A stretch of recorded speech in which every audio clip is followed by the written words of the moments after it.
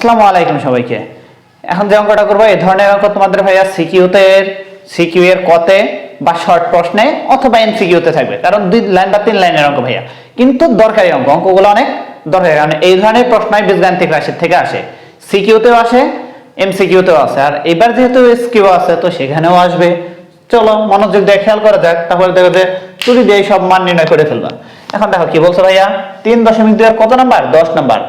m plus 1/m equal to a হলে m cube plus 1/m cube এর মান।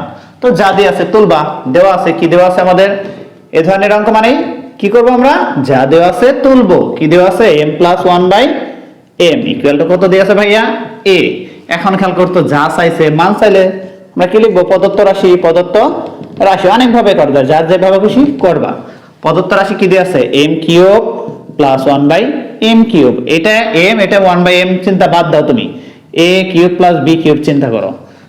তো এটা যেহেতু মান চাইছে, মান নির্ণয়ের সূত্র কি ভাইয়া? a প্লাস b এর a প্লাস b তার whole cube minus 3ab into a plus b।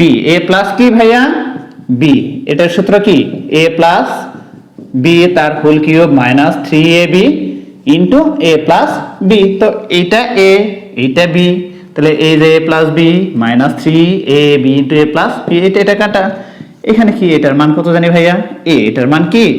a cube minus 3, এটা কাটা গেল, তাহলে 3a।